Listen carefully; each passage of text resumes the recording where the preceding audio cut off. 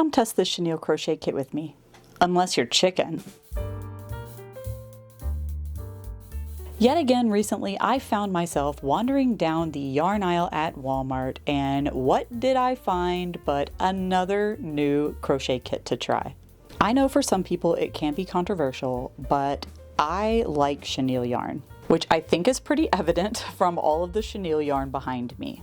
Don't get me wrong, I love amigurumi made with basically any type of yarn, but I do have a soft spot for chenille yarn plushies. The results are soft and huggable, it works up quickly, and they end up a larger size than if I had just made them with worsted weight yarn.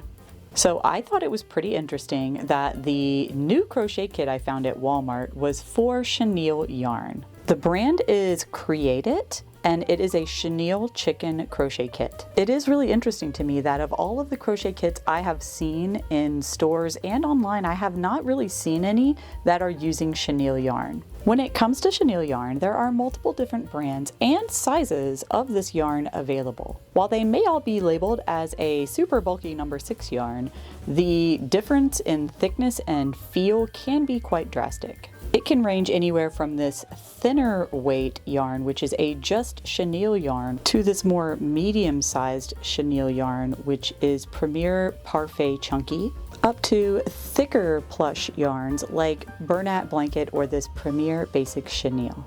The size and thickness of this yarn can drastically vary the size of your finished item. So I am excited to crack open this kit and see what the thickness of yarn is like and get started on our chicken. So let's stop talking and start crocheting. All right, we are in the Crow Zone and we are ready to take a look at our kit.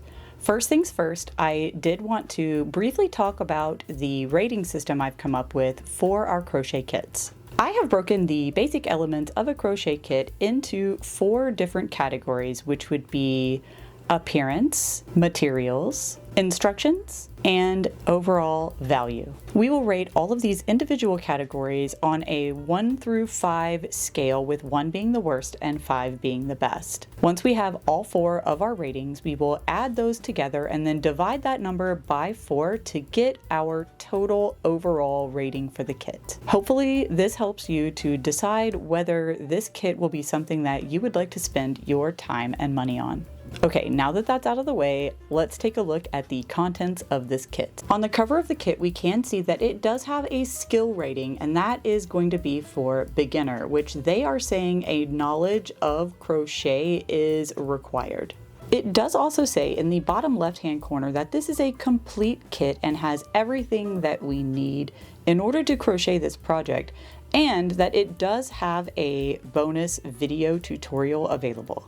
On the back of this box, it does show us all of the materials that are included in the kit, and it also says that we'll need other supplies, which are going to be basic sewing supplies, scissors, a gauge check or a tape measure, and glue, which it lists glue is optional. Let's crack open the box and see what's inside. All right, all of the components are grouped together in this plastic bag with the exception of our stuffing, which is in its own little plastic package.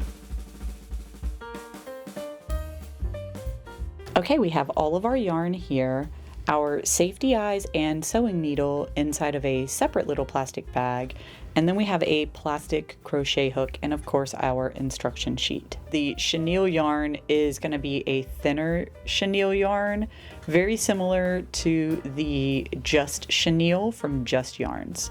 Okay, I'm going to put on my glasses and take a look at our instruction sheet. A couple of interesting things I've seen just reading through this first page of the instructions. Notes and tips for a successful crochet project. Chenille yarn can be somewhat difficult to work with and it can be hard to see your stitches. It straight up says, do not rip out frog the yarn, it will shed and break. It also does give you the option of doing a slip stitch to join all of your rounds every time, or working in a continuous round. Next, it mentions doing a yarn under stitch versus a yarn over stitch. It also mentions how to change colors, and how to do an invisible decrease. It does mention that we should cake up our yarn before we use it if possible, which I just thought was interesting to note. I have my yarn winder right here, so I think I am going to wind this up into a cake before I get started. It has been an issue for me in the past with some of the crochet kits when I didn't wind things up into a cake or a ball, so we're just gonna go for it.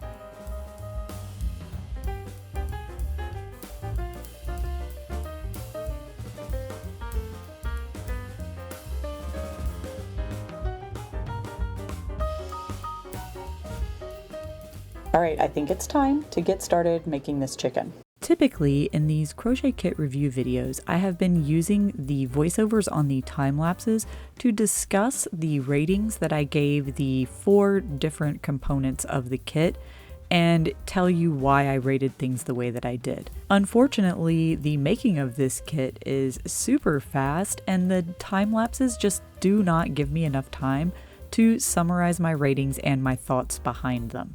So for this specific kit, I have filmed the rating section separate and included that at the end of the video after we complete making this chicken. Something that I don't think I mention later on is just how slick this yarn felt to work with. It kept slipping off of my finger while I was crocheting, and I also had a few times where it slipped off of the crochet hook entirely. The plastic crochet hook included worked pretty well, but my gripe with it would be that it doesn't have a size listed anywhere on it. If you would want to know the size for sure, you would have to check it with a gauge ruler or do a lot of comparisons to other hooks in your collection. Alright, I come to you now with a dilemma. I am about to be closing up the body, and the instructions tell me to glue on the safety eyes after the body is stuffed and closed and all put together. However, I know that safety eyes should be put in before you close up the body, so I am going to do what I know should be true, and I'm going to place the safety eyes first, and then I'm going to finish the next step of closing up the body and adding the comb on the top of the chicken. I hope you guys don't disagree with this call that I'm making. Let's go add in those eyes. Due to the size of the eyes and the stitches in this chenille yarn, my safety eyes were starting to sink inside of my chicken, so I did go back in, pull off the washers, and then glue the eyes and the washers in place using some E6000. It's not required, but I would recommend it with this kit.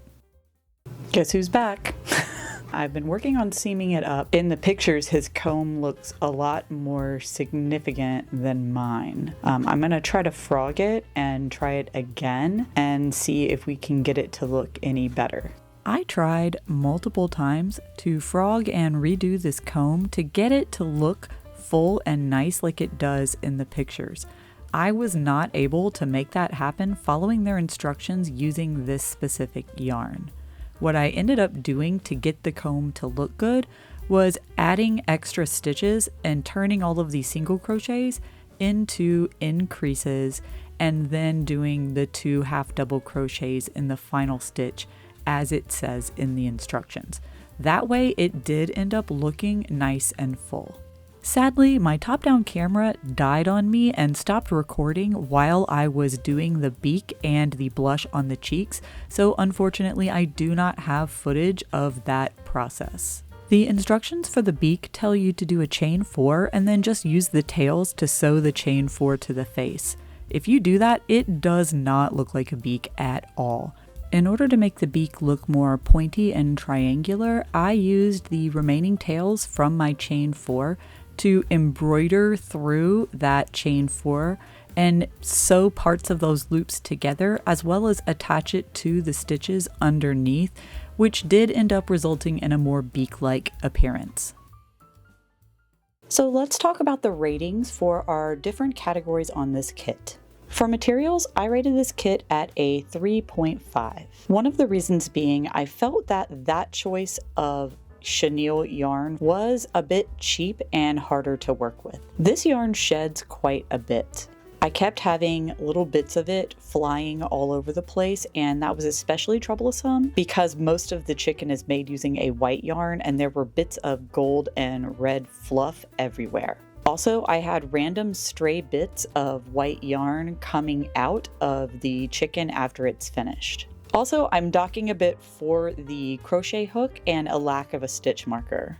The hook they give you is a cheap plastic hook. They additionally gave you a plastic sewing needle to work with. Luckily with this kit, because it is a chenille yarn, it wasn't impossible to sew parts together, but I still think they're a crappy, cheap choice of materials. Next, let's talk about the instructions, and I think this is where I have the biggest issue with this kit. I do find that a beginner crocheter could think these instructions are confusing. One of those reasons for me would be consistency. After watching the video tutorial, I can say with confidence that they were giving you conflicting instructions, just making it more confusing for a beginner to understand what they meant. What they were saying is that you can decrease by doing a single crochet 2 together, or you can use an invisible decrease as is typical for amigurumi construction. However, in the instructions, they give you those 2 terms at different points, and it's just kind of confusing if you're newer to crochet. In bold type, they called out in random places, increase made or decrease made, but they didn't do that on every round where they did an increase or did a decrease. I just think you need to be consistent. Like if you're going to say increase made on a round, you should say that for every round that an increase is made. If you're new, you're going to be confused. Like, why did they tell me here that an increase was made, but down here, they didn't tell me an increase was made? They don't use consistent terminology. So they didn't say increase just simply when they wanted an increase. Sometimes they would say like 2 single crochet in the next stitch, and other times they would say increase. Again, just be consistent. I also find that them telling you that you could slip stitch at the end of the round to join, or you could do it in a way where you don't join, is confusing for newer crocheters. Just pick one and go with it. I think giving those options while they were trying to like be helpful, it ends up being more confusing for the beginners that they're targeting with this crochet kit. Another inconsistency was that in the written instructions, they tell you to glue in your safety eyes after completing the chicken and stuffing it and closing it entirely. However, when you're using safety eyes, you need to attach those before closing up your work. When you watch the video, the lady in the video does tell you that you should be putting on the safety eyes before you finish up that final round. But I feel like that was a huge misstep in the instructions and is kind of confusing. Coming back to the quality of the yarn and how it factors in with the instructions, the yarn provided just was not working for me to make the comb on the chicken look the same as the ones in the pictures. I did end up, after filming, making another chicken, but with a different plush yarn. This time I used my Premier Basic Chenille. I was able to get my chicken's comb to look appropriate by following the instructions with this thicker yarn, but with the yarn provided, it just did not look right. This brings me to my final beef with the instructions, which would be the beak. Now, in those instructions, it tells you to just chain 4 and then sew the chain 4 onto the front of the chicken, which if you just do that, it looks terrible. It does not look like a beak. It also does not look like the pictures provided in the kit. With this smaller chicken, I did a lot of embroidery, just sewing together the loops in my chain 4 to kind of make it more pointed and attach it more to the stitches underneath, which resulted in more of a beak looking beak. Because I was not reviewing this chicken for the kit, I decided to make the beak how I thought would look better. And what I ended up doing was chaining 3 and doing a picot and then adding an additional chain at the end so that there's stitches in the center of my chain 4. And this gives it more of a triangular look and worked out a lot better, in my personal opinion, than what they told you to do in the kit. The chicken that you are shown as an example chicken at the start of the video has huge gaps in the stitches. You can see the stuffing. It just does not look good in my personal opinion. If your stitches are gapping and you're seeing stuffing between the stitches, you're either using too loose of a tension or too large of a hook, or a combination of both. And I just don't think that it's nice for a kit to be showing beginners how to do amigurumi and using an example that is just so poorly made. The chicken that the instructor makes during the tutorial just does not look good when it is finished. When she did just chain 4 and sew it on, she did what the instructions said, and to my earlier point, it looked bad. It just looks bad. I'm sorry. It's not a critique of that person's skills. The instructions for the beak are bad. All of that being said, I would give the rating for the instructions at a 2.5. For overall appearance, I rated this kit at a 4, and I think I'm being generous there because I do think my finished chicken is cute. However, I had to go off book to get my chicken to turn out as cute as it did. If you just make the beak like they're telling you, and the comb like they're telling you with the included yarn, then I'm not sure if you are going to get as cute of a chicken as what I ended up with. For the price or value of this kit, I rated it at a 4. This kit retails for $6.57 at Walmart, which is pretty dang cheap. In fact, I'm quite certain that's the cheapest crochet kit I have ever seen outside of the Dollar Tree or a thrift store. But I did rate it down because of the quality of the materials, as we discussed earlier, and the fact that those instructions are pretty mid, if not borderline bad. If we add up all of our individual category scores and divide those by 4, we end up with a 3.5 as our overall rating for this kit. If you go onto Walmart's website, you will see that there are reviews on this kit there, and the rating on Walmart's website is actually a 3.5 as well. So I do feel like it's fair to say that the instructions are really holding this kit back, as well as some of the materials quality. I really liked the finished chickens that I was able to get with the slight modifications that I made in order to